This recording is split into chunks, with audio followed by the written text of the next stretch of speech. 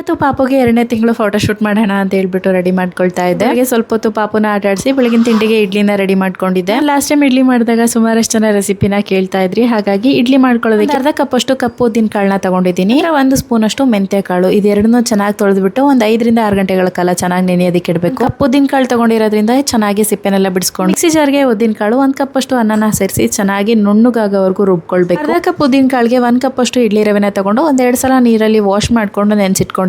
ಬಿಟ್ಕೊಂಡಿರೋಂಥ ಮಿಶ್ರಣನ ಸೇರಿಸಿ ಕೈಯಲ್ಲಿ ಕಲಿಸ್ಬಿಟ್ಟು ರಾತ್ರಿ ಫರ್ಮೆಂಟ್ ಆಗೋದಕ್ಕೆ ಬಿಟ್ರೆ ಇಡ್ಲಿ ಬ್ಯಾಟರ್ ರೆಡಿ ಆಗ್ಬಿಡುತ್ತೆ. ಉದ್ದಿನ ಕಾಳಿನ ಬದಲು ಬಿಳಿ ಉದ್ದನ್ನು ಬಳಸಬಹುದು. ಎರಡು ಸೇಮೇನೆ ಒಂದು 5 ರಿಂದ 7 ನಿಮಿಷ ಚೆನ್ನಾಗಿ ಬೇಯಿಸ್ಕೊಂಡ್ ಬಿಟ್ರೆ ಬಿಸಿ ಬಿಸಿ ಇಡ್ಲಿ ರೆಡಿ ಆಗ್ಬಿಡುತ್ತೆ. ಮಾಡಕ್ ಬರಲ್ಲ ಅನ್ನೋರು ಈ ರವೆ ಇಡ್ಲಿನ ಟ್ರೈ ಮಾಡಿ. ಸ್ವಲ್ಪ ಈಸಿಯಾಗಿ ಮಾಡ್ಕೊಂಡ್ ಬಿಡ್ಬೋದು. ತುಂಬಾನೇ ಸಾಫ್ಟ್ ಆಗೂ ಬರುತ್ತೆ. ಜೊತೆ ಒಂದು ಒಳ್ಳೆ ಸಾಂಬಾರ್ ಇದ್ರೆ ಮಾತ್ರ ತುಂಬಾನೇ ರುಚಿಯಾಗಿರುತ್ತೆ. ಹಾಗಾಗಿ ಸಾಂಬಾರ್ಗೆ ಹುರ್ಕೊಳ್ಳೋದಕ್ಕೆಲ್ಲ ರೆಡಿ ಮಾಡ್ಕೊಳ್ತಾ ಇದ್ದೀನಿ.